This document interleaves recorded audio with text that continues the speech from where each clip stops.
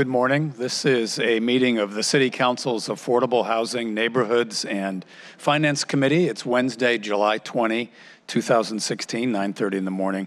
I'm Councilmember Tim Burgess, the chair of the committee, joined by Councilmember Rob Johnson, and others of our colleagues, I'm sure, will come in a few minutes. We have a very full agenda today. We're going to begin with our continuing discussion on short-term rental regulations in the city. We won't be taking any action on that today. We'll then consider an ordinance adjusting the business and occupation tax rate, followed by an ordinance adjusting the rates of the business license tax certificate fee, which more commonly is just referred to as the business license fee. Then we'll have, and we'll be voting on both of those ordinances. And then we have a discussion of changes, adjustments, modifications that we're making to the city's retirement system for city government employees. And we will end today with a presentation on the Youth Voice, Youth Choice project that happened earlier this year, where young people in our city got together in various forums and identified budget priorities for how they think city budget funds should be spent. So we hopefully will be done by noon and get through all of that. We always begin our meetings with public comment. When your name is called, please come to one of the microphones at the front of the auditorium. Give your name, and we have way more speakers signed up this morning than we will be able to hear from. We're going to allocate 30 minutes for public comment on items that are on today's agenda. It looks like maybe most of you are here for the short-term rental discussion. We're also going to adjust the time so that each speaker will have 1 minute. That will allow us to get through more speakers, but I apologize in advance that we're going to have to cut off the public comment period at 10 o'clock, so we won't be able to hear from all of you. If someone has already stated their opinion and it's the same as yours, and you just want to get up and tell us that you agree with what that speaker said, that'll allow us to get through more speakers. I just want to remind you again that the council's engaged in an ongoing dialogue about short-term rentals. There's been some alternative suggestions made to the policy, and again, we're not making any decisions today about this topic. So Sarah, if you will please start calling names, we'll move through these folks as quickly as we can. Sally Corrigan and Candy Cancel.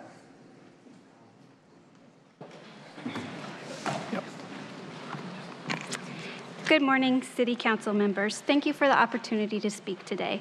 I work for a small local business called Seattle Oasis Vacation Rentals. I have worked for Seattle Oasis for close to 3 years and love my job.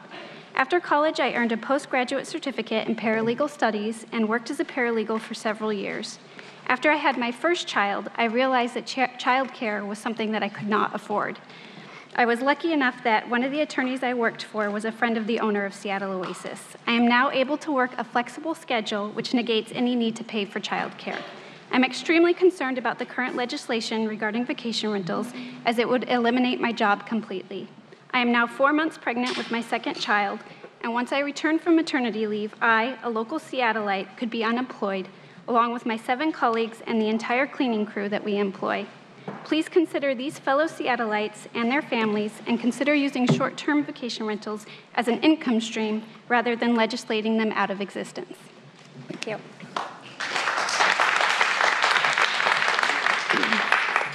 Hello, I'm Candy, an interior designer, also with Seattle Oasis Vacation Rentals.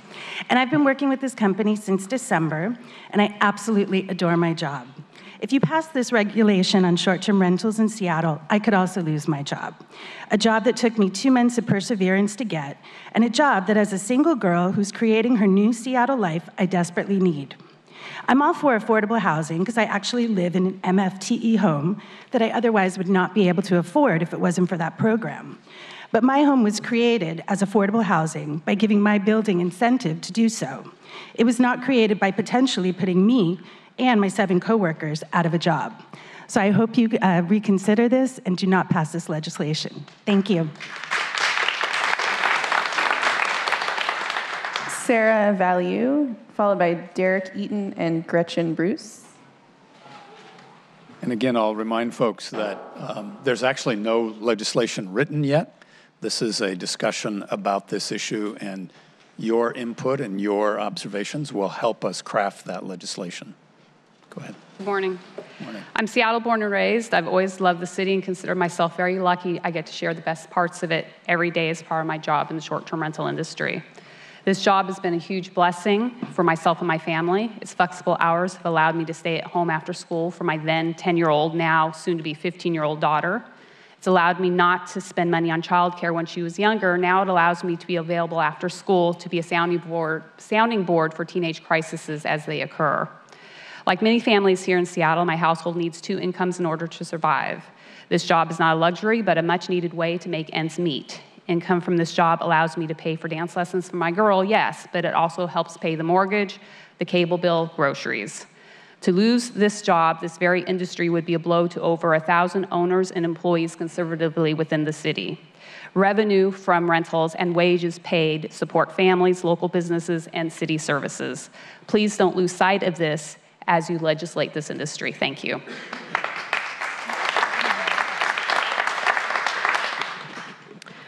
My name is Gretchen Bruce. I greatly support the proposal to regulate short-term rentals such as Airbnb and vacation rental by owner. In my former job, I worked as a mortgage default counselor, and I had a number of homeowners who were falling behind just to the run-up to the bubble, African American, many elderly, and had they, as owners, been able to share their home, they might have been able to retain their housing. However, for non-resident occupied units, I greatly disagree. Here is my personal story of how far-reaching Airbnb has become. I now work in the initiative to end veteran homelessness, and our ability to place homeless veterans in units has dropped by half in the last year.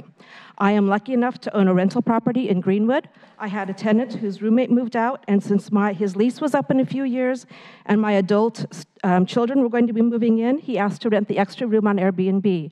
I gave my consent. In the past year since he's left, he has rented 7 houses on the open market that he's flipping on Airbnb. I have the documentation that I've been able to find, and he has subsequently gotten colleagues who are renting with him, and they're renting more and more homes, creating an ecosystem of unaffordability for the people who are housing. Thank you. Thank you.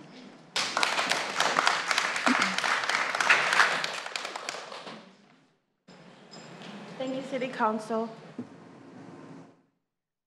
members, for hearing my story. There's no mic. Just pull the mic closer to you. There you go. Yep. Thanks. I worked my way up as a head housekeeper after many years of hard work in Seattle area hotel. As a monarch for our family, supporting my children and my grandchildren, I knew I had to make a change. 6 years ago, my husband and I started a cleaning business for Seattle Oasis company, and it started just 2 of us. Today, 6 years later, we now employ 6 people, all women who have no husband. They support their children, provide shelter and food, and we offer better pay for our housekeepers, and we pay well over Seattle's minimum wage of $15.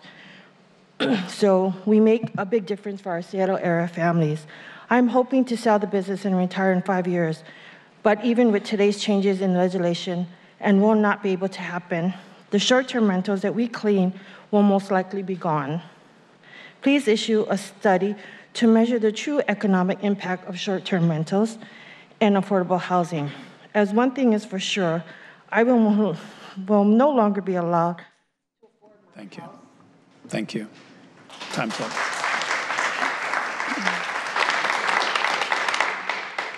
Derek Eaton? That was you? Okay, great. Sorry, out of order. Melissa Marsh, Rich Vogel, and then Sven Liden. Hi. I live in a building where about half of the condos are short-term rentals, and I'm here to tell you it's dreadful. I no longer feel safe in my building. In my hall, most units are short-term rentals. 2 are rented by one owner of 2 groups of up to 10 people a night. Every few weeks, I have to walk down my hall and pass a group of men, often drunk, always strangers, to get into my home. We don't know who belongs here and who doesn't. They treat our building like a motel. 15 years ago, I knew most of my neighbors. Now I live in a community of vacationers. Our homeowners association tried to regulate short-term rentals in 2008, but they sued us and won. Since then, people have been buying up properties here in cash for the sole purpose of using them as short-term rentals. They don't live here. They take advantage of a system that has not caught up with much-needed rules and regulations. They are also taking advantage of me. I implore you to implement regulations, and please don't give folks who are already doing it amnesty. It's not fair to those of us who are already suffering because the regulations have not caught up with the issue. Thank you. Thank you. Yeah. My name is Rich Vogel. I live in West Seattle. So there's so many reasons why people do offer their homes on short-term rentals market. Mine is because I have family that visit, and short of putting them into hotels downtown, this is what I use my short-term rental for. I don't make a lot of money. I pay my expenses based on the short-term. I pay my mortgage, and by next year, I'll pay my Airbnb expenses. Even if I could offer this on the long-term rental, it would be at market value. So it in no way would affect or positively affect the affordable housing market in Seattle. As we know, that is because we actually have a strong economy, and we have good-paying jobs. There's a ton of apartments that are going up in West Seattle. They aren't helping the short-term rental. They're not helping the affordable housing market either because they're at market value. So I really don't understand the difference between a short-term rental and a long-term rental. Short-term's a little bit more work. Thank you. Thank you. Time's That's up. about it. Thanks. Hi, my name is Sven. I'm a 25-year resident of Seattle. I think we're missing two concepts in the discussion. One is that Airbnb and things like it are a toe in the water for future landlords because they ultimately create more short-term and long-term housing. The second is that restricting any part of the supply of housing hurts all of the supply of housing in the Seattle market because they're really part of the same pool. So my example, we bought a house a few years ago. We'd planned on living there full time. My out-of-town parents bought a co-op that they stay in a few times a year. Because of the cost of living, we decided to Airbnb out our primary residence for a short period of time and stay with friends or in my parents' unused place. We do that now up to 6 months a year. It's stock that would not exist in the housing market, and in fact, we've now taken our first floor, converted into a separate unit. We did Airbnb that out and decided the hassle wasn't worth it, and now that's become full stock. All this wouldn't have happened without unrestricted Airbnb access. My second point is that regulation is the wrong approach here. If you sit, if there were a handful of landowners, I'd say, yeah, it's a good idea. But this is a completely... Sorry, sir, time's up. Yep. Happy to send us an email with your second point. Happy to consider that. Lynn Wang, Lauren Kimsey, and Stephen Dooley.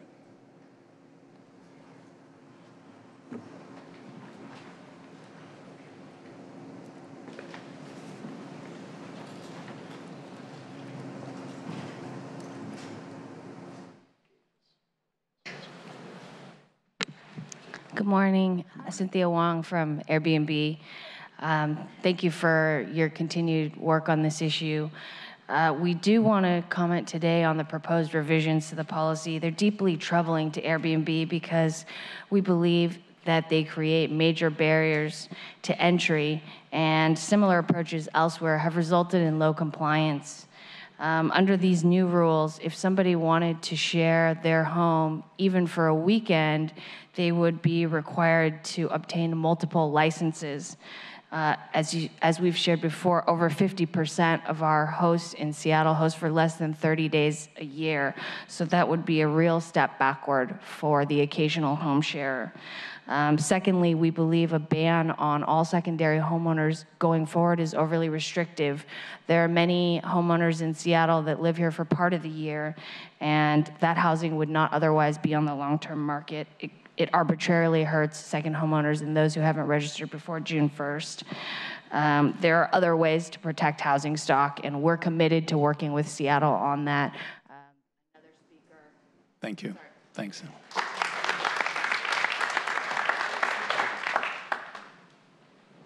Good morning, members. Lauren Kimsey on behalf of the Internet Association. We are a nonprofit trade association representing the world's leading internet companies and their billions of online users. Unfortunately, we are concerned about the data sharing provisions that have been proposed in the regulation. We believe that forcing multinational companies to provide personal information about their users will result in an inherent invasion of privacy.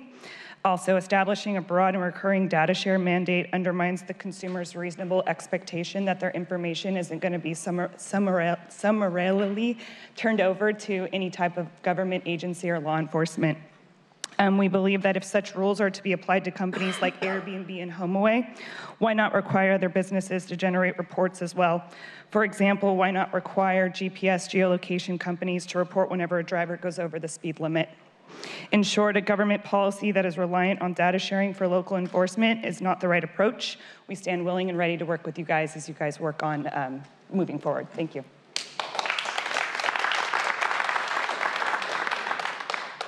Good morning. My name is Stephen Dooley, and my husband and I are covering our son's preschool costs through Airbnb being part of our home. In addition, we're working towards purchasing a second home so my mother can move to Seattle and live with us part-time. My story is one of many scenarios that our overly restrictive legislation could harm. A 90-day cap would mean my mother couldn't live close to our family because the house would be vacant 3 to 5 months of the year. More than 80% of the Airbnb homeowners rent from their primary home, an additional 14% are second homes. My housing situation is indicative of the Seattle housing market. It's not affecting the market. I'm very extremely proud that Seattle is socially progressive, and I know you'll support fair and very reasoned regulations. Thank you. Thank you. Kate McFarland, Joy Cannelly, and Melissa Dent. I'm Kate McFarland with Echo Northwest, and I'm here to briefly address the data that HomeAway commissioned us to analyze. We analyzed data provided by HomeAway and find it unlikely that these rentals are negatively impacting affordability in Seattle. Fewer than 500 HomeAway properties were rented between April 2015 and April 2016. This represents less than 0.2% of the existing Seattle housing stock. Additionally, few HomeAway properties generate sufficient short-term rental income to justify shifting away from the long-term rental market for pure economic reasons. HomeAway rentals appear to be a short-term solution for most hosts. Less than half of all properties rented on HomeAway are still rented on the site 3 years later. Almost all HomeAway properties are located in areas of the city that are adding housing supply. This represents a net addition of housing units, even in the presence of rising demand. I have copies of the report for all council members and welcome questions now or in the future about the data and findings. Thank you, and we received your report yesterday. Thanks, and we got your report yesterday when you sent that in. I'm Joy Langley with Expedia. Thank you for the opportunity to address some misconceptions regarding our company, our inventory, and our hosts, and we look forward to working with you. Short-term rentals are a meaningful and important part of the housing mix in Seattle, albeit a small one. The data Echo Northwest mentioned shows that our 2015-2016 properties rented were less than 1% of the city's total housing stock. Despite this small percentage, and as you heard in the last council meeting on this topic, our owners and managers use the income generated from this housing to help to make their ends meet. We're inspired by their stories of bankruptcy avoided and foreclosure forestalled, and of the many scrappy micro-entrepreneurs created during the busts in our boom and bust economy to keep their families living in Seattle, a city that they love, that we love. These stories are real, and over-regulating this market will do more harm than good. As a Seattle area-based company with thousands of employees living and working in the area, we're sensitive to the issue of housing affordability. To that end, we want to commit to being part of a broader conversation about housing affordability and to work with the city for a meaningful discussion on this issue. This ordinance, in its most recent iteration, will not have the meaningful impact the city believes it will. Please consider us an ally. Thanks. Thank you. And we are grateful that you're moving to Seattle. So. I have been involved in short-term rentals for about 6 years, long before anybody here has probably heard of Airbnb. And before I opened my first one, I called the city and the state to find out what the regulations were. I've been following them lawfully. So it's really interesting and scary to me that the city's thinking of shutting this down. But I'm also following the debate, and I get the fact that if 30% of our housing ended up being short-term housing, that's not good for the city. I mean, I don't think there's the demand for Seattle for that, but it would not be good for the city. I would encourage the city to look at regulating the overall number rather than shutting it down, because it's a great thing. We've heard how much employment it creates. People want to visit cities that have this kind of housing available, and there are those of us that have been doing this legally for a long time, so to think about shutting down businesses seems quite unfair. Thank you. Andy Morris, then Amber Willoughby and Joe Willoughby. My name is Andy Morris. My family owns multiple short-term rental homes, and I appreciate the opportunity to share my perspective with the council. We are sympathetic with the council's objective to increase the availability of affordable housing, and this proposal fails to do so for many of the reasons outlined by prior speakers. So how do we achieve affordable housing? Tax me. I will continue to remit the tax dollars that I readily remit, and even encourage you to raise our taxes to the level of the lodging tax, and to use those funds to support the affordable housing initiatives. The small business that we've built helps all sorts of different types of people come to Seattle, and I'd like to read a guest book entry from just one of those individuals, who came, a 17-year-old boy with leukemia, who came to the Hutch for a clinical trial. He wrote, "Andy, first off, sorry for my handwriting. My hands have to readjust. I thank you so much for letting us stay at this beautiful place while I went through my treatment. I can't wait to begin my cancer-free life, and you helped greatly by giving me a perfect recovery house. Thank you so much. May God bless your path. Tobin." Thank you.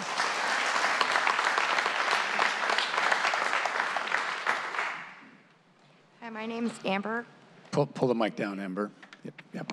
Thanks. Hi, my name's Amber Willoughby. I am a mother of 3 and a grandmother of 2. In addition, my household is home to one of my employees as I clean for Airbnb, or for people who have Airbnbs. Less than 12 months ago, I was struggling to make ends meet. I work as a house cleaner, but work was inconsistent. I met Andy, who hired me to clean his rentals. In the last year, Andy has partnered with me to build my business. I have hired 3 additional people, established myself as an LLC, and pay all my fees and taxes. My business has grown along with the shared economy, and our income has become reliable and sufficient. Andy enables me to pay my staff more than $15 an hour, which seems to be the goal of the city for pay. I have grown and developed in the last year learning skills and entrepreneur in collaboration with Andy, my business partner and friend.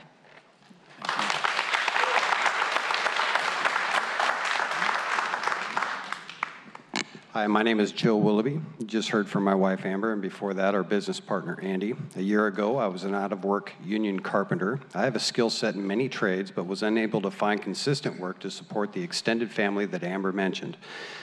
Amber introduced me to Andy, and over the past year, I have enjoyed consistent work doing what I love to do. We have undertaken renovations and remodeling work that makes me take pride in my work. I have done carpentry, painting, plumbing, electrical work. I've become a go-to maintenance lead for Andy's business. I take his late-night panic calls when a garage door is broken, and we spend our days together ensuring a flawless experience for a wide range of guests. It is a frequent occurrence that our whole family, with teenage sons, my daughter, the father of my grandchildren, are all working together, mowing lawns, painting, cleaning, or tackling a remodel. And like Amber, I have learned to build and grow my business as a result of this industry. When the volume of work is high enough, I employ other tradesmen. I am paid above market rates, and in turn, I pay others well.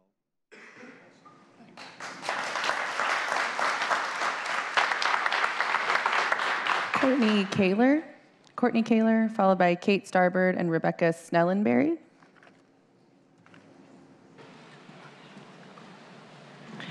Good morning, I'm Courtney Kaler, representing Michelle Aquavella and Sea to Sky Rentals. We appreciate that the council is hearing and responding to public comment. However, we request that you reject the revised proposal that's on your agenda today for 3 reasons. First, it doesn't comply with state law. State law protects uses in existence on the date new legislation becomes effective, not some other date as proposed here. State law also requires the city to allow all nonconforming uses to continue unless an amortization period is provided to allow the owners to recoup their investment, and that is not done here. Secondly, the proposal harms Seattle property owners, as you have heard from many people today. And third, there is no evidence that the proposal will benefit housing affordability. We ask that you work cooperatively with short-term rental owners and operators to reach a solution that will benefit affordable housing. Thank you. Thank you.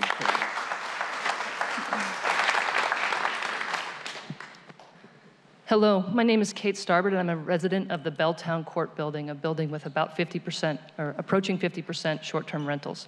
I've seen firsthand how unregulated short-term rentals have decimated a community, my community. I've watched as my neighbors have been replaced by tourists and weekend partiers.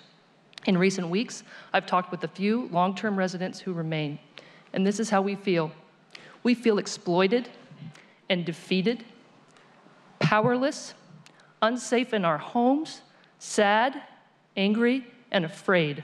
We feel that the profits of these STRs have literally been squeezed from the lifeblood of our community, from our quality of life. The proposed changes to the regulations, which allow amnesty for certain owners, they may be a worst-case scenario for us. They will add financial impacts to the impacts we're already experiencing, as they, the people who've been exploiting our community, can keep doing it. In fact, they'll have a corner on the market, and we may not even be able to sell our homes to move away. I beg the committee to pass the original regulations against short-term rentals and to pass them without amnesty. Thank you.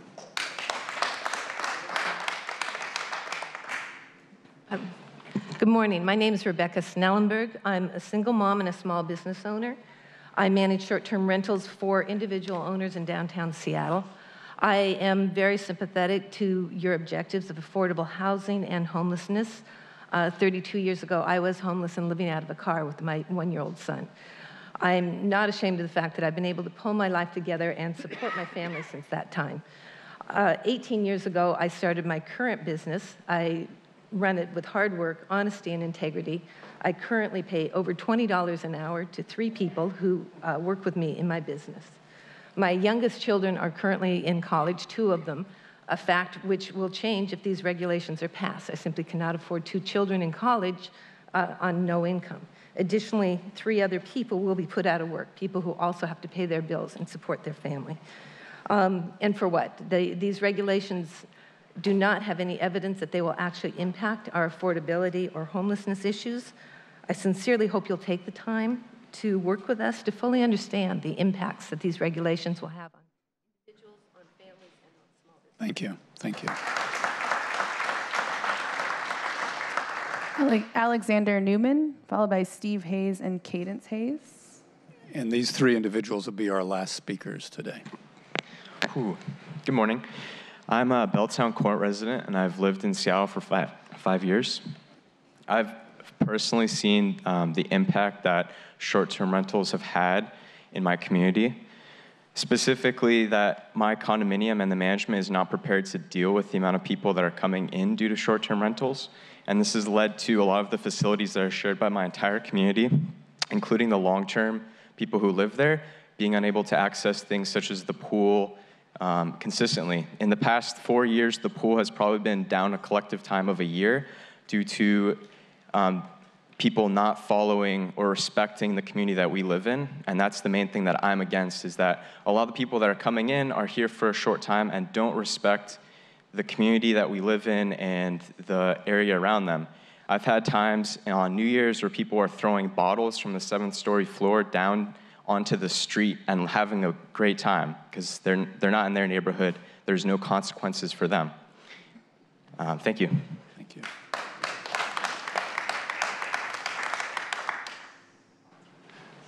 Good morning. My name is Steve Hayes, and I represent our family's small business, The Wise Traveler. This legislation is a job killer and not an affordable housing solution. I think you're hearing that again and again today. My family and I, Americans who spent the last 20 years living in a third world country, fighting poverty, corruption, and the lack of opportunity as well as other social problems. When the short little dictator we were living under decided to invade the neighbor to our west, we found ourselves without our lives and moving back here to the United States. Without college degrees or even high school diplomas, my wife and I took the last 2 years to build a small vacation rental business. Then my wife took a full-time job in order to provide for the other part of our home. I stay at home with the kids, operate this business with our other 5 employees. As I understand it, you will be attempting to find in your budget and create several new city positions to enforce the new law. Citizen government shouldn't grow by taking away the hard work of its citizens. Again, I reiterate, this is a job killer.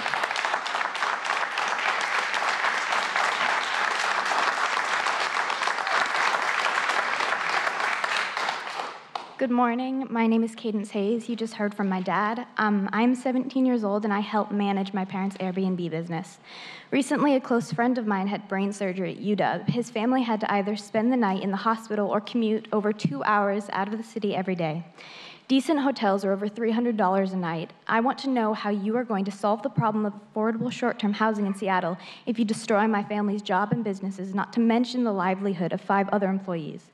We will be housing this friend and his family during his return visit next month. Without our Airbnb business, will you regulate the price of hotel rooms so that your so-called solution to affordable housing doesn't cause all new problems?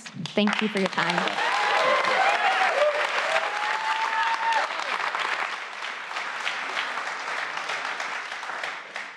Thank you again to all of you who came down and shared your stories, especially those of you who shared the personal aspect of this to you and your families. As I mentioned at the beginning, there's no fast track here, so we're on a journey to learn about the impact of this new expression in our economy. And as many of you said, you urged us to get it right, and we want to do that as well. So we'll close public comment and now move to a discussion of some of the alternatives that have been suggested, and then the rest of our agenda.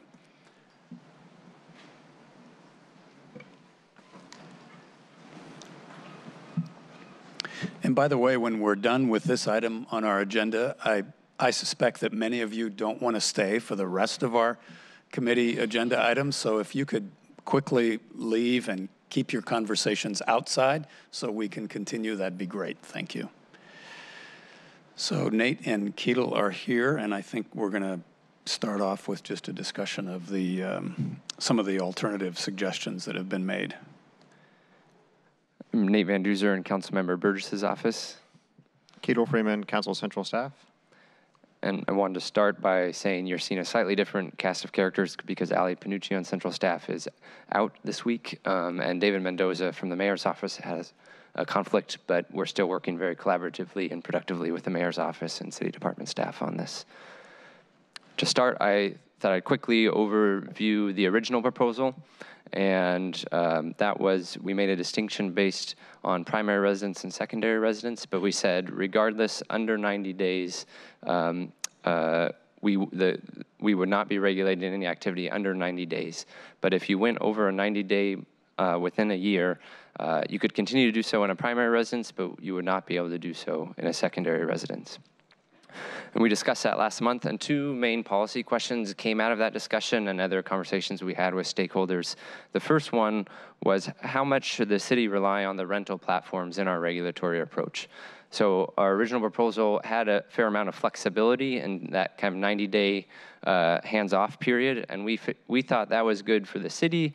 We thought that was good for users, good for the platforms, but that flexibility requires cooperation and data sharing. And in lots of follow-up conversations, we haven't gotten any signals that platforms are willing to share the data that we would need in a way that would allow us to have effective enforcement. And in saying so, you are referring specifically to the data that would allow the city to track the number of days that a short-term rental is being made available and whether or not they're meeting that 90-day cap. Exactly. If we wanted to have any sort of grace period or cap as opposed to a clear threshold right at the beginning, we would need to be able to have data that tells us how many nights are being rented at each listing. And the platforms will not provide that information. Is that for all of the platforms? And if whether it is or not for all the platforms, what is the reason? We've heard some concerns about privacy. We've heard some concerns about federal statutes around data sharing. Those are the main ones, I would say. We've had very good and productive conversations with Airbnb of all the platforms. I think they've engaged with us the most proactively, and they've offered various alternative solutions, but none of them get us quite to where we need to be for our regulatory staff to feel like this would be an effective system. I appreciate that point, and I appreciate the willingness of some of the providers to work with us, but I do think from a city's perspective, a policy should be that we set up some sort of regulatory, if we're going to set up a regulatory structure, I would like to be able to enforce that as independently as possible. The players today who may agree agreeable might be different in different circumstance, and so I think that the concern you raise is a good one, and as we move forward, I want to figure out how we have structures in place so regardless of what that relationship looks like, we can still do the job that the public wants us to do. Mm-hmm. And so this new framework that's in the one-pager on the agenda today would do just that. We would not rely on any sort of data from the platforms. That means the 90-day grace period goes away, but it also means the privacy concerns or the data sharing concerns also go away because we wouldn't be asking for that anymore. And I think on the ground, it's not much of an increased barrier to entry for folks because the city already requires a business license to do short-term rentals. And what we would be saying is, along with that, you would need to get a special regulatory license with a pretty minimal fee. Ideally, on the city's end, this is work for our regulatory staff to do, but I know they want to do this. They would have the same, it would be one form, get you both licenses. So you've got to fill out one form now, you'd have to fill out one form in the future. And it wouldn't be in-person registration. We wouldn't require an inspection up front. There are other cities that have very low compliance rates, but they're my understanding is you've got to go into an office. There are a lot of hoops you have to jump through that we would not be doing. And the reason why we still want folks to come through and register is we'll need to be able to verify primary residence. So part of that registration would be affirming this is my primary residence, and we could either check that with state records automatically or follow up on a spot check basis when there's complaints or various other enforcement scenarios. And the licensing process could all be done online? Yes. Yep. The city could also find the non-registered operators through data scrapes or on a complaint basis. So we don't anticipate that everyone would come in, maybe just some people don't know, but we think with a very simple online form, we could get most folks to comply and follow up with the rest. And so this would apply, this would essentially mean going forward, you would only be able to rent on the short-term market out of your primary residence. And this would take effect after 1 year after the regulations or the ordinance is enacted.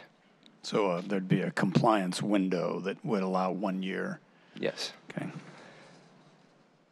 Then the other question that came up was, what do we do with existing secondary residence operators who feel like they have been following the law as well as they could, and so we have proposed a limited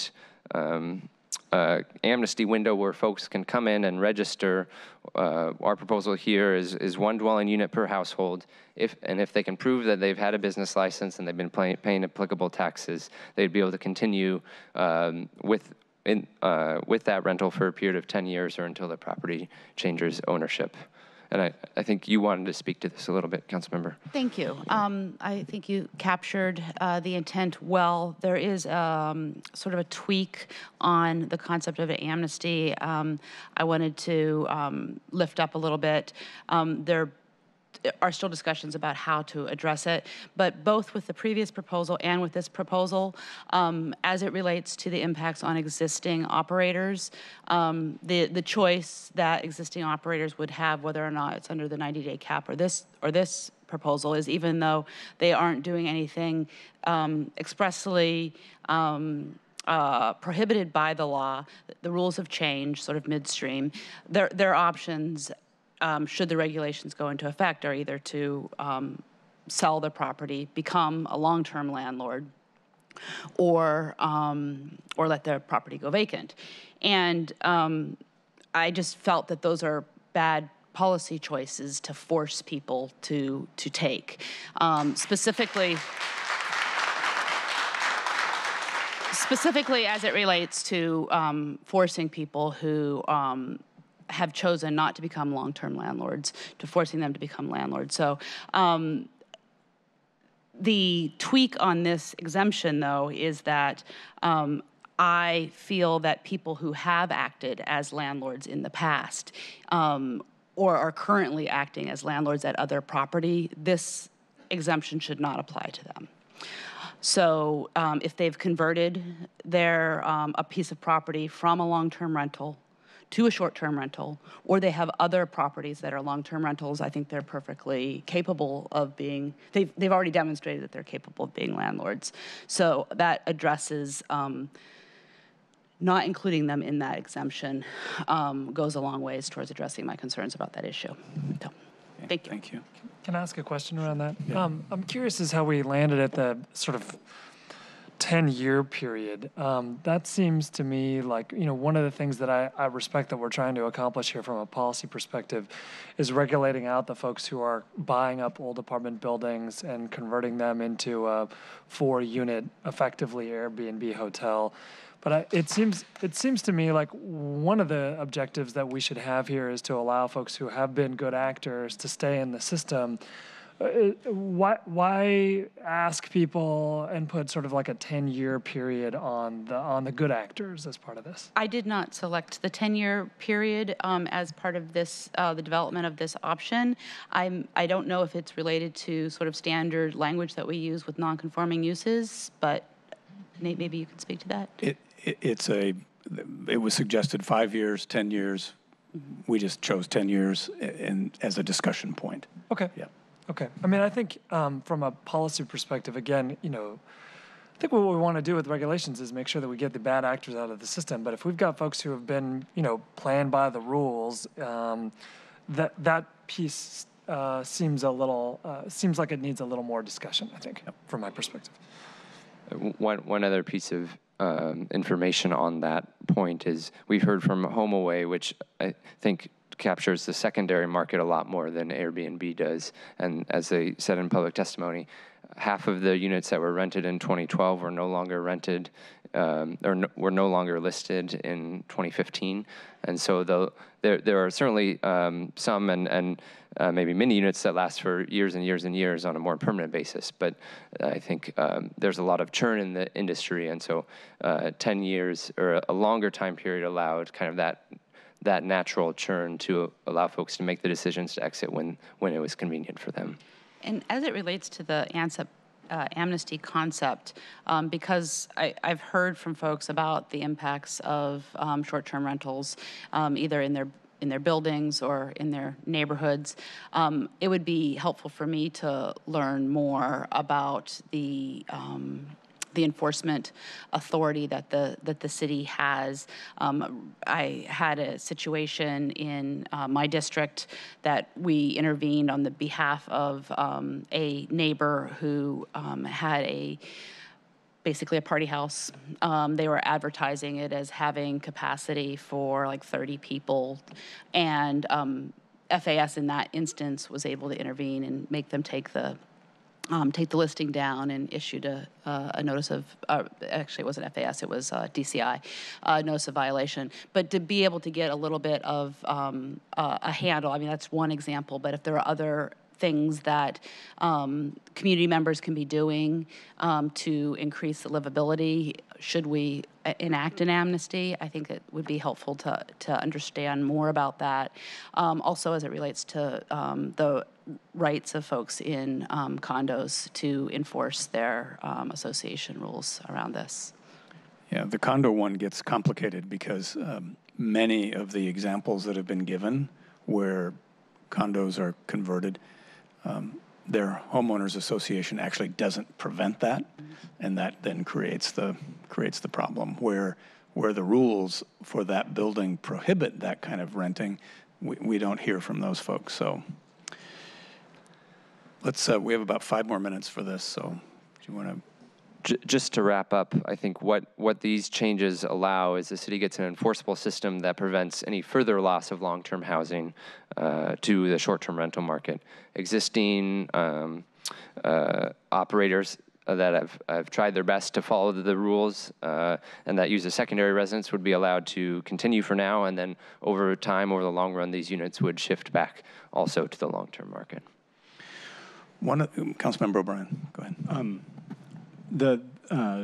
One of the things that I think I'm trying to center as I think through this is where this market is going. You know, a few years ago, yes, a few people rented units on Craigslist or something, but it was the platforms Airbnb, VRBO, HomeAway that enabled, that created that marketplace and enabled more people to do it. And so it's a new market.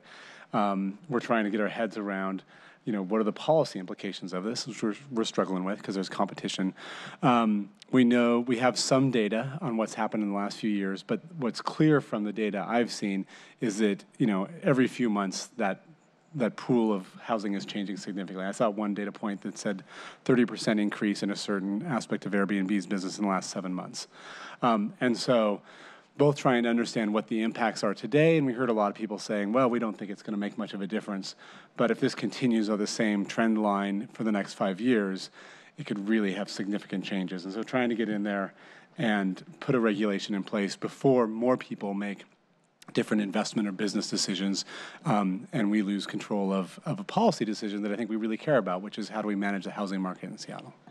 Thanks for making that observation. I think we saw the study out of San Francisco that of all of the available units for rent in the San Francisco market today, about 20% of them are short-term rentals. And our central staff analysis showed that in Seattle, of the available units for rent on the market, about 12.5% were short-term. So I think that's why we're motivated to look at this and how do we reasonably regulate where we allow this kind of innovation that's happening in the economy to flourish. We like the entrepreneurship of that, but at the same time protect long-term rental stock in the city. And I think our view is protecting long-term rental stock, whether it's market rate or affordable, because it takes both of those to properly serve the community. And there are lots of entrepreneurship opportunities in long-term rentals too. I mean, yes. If people have investment money and want to go buy properties and rent those out, we want to encourage that. And there are new companies being formed to help governments regulate this area. There's a site called Host Compliance that offers to cities around the country, we'll do all this regulation for you. So we're all contributing to the economy here. But we are going to do this well. We're going to take our time to get it right. I just want to, again, thank folks that came in today and shared your perspective and your opinions. We do appreciate that. We do listen to that.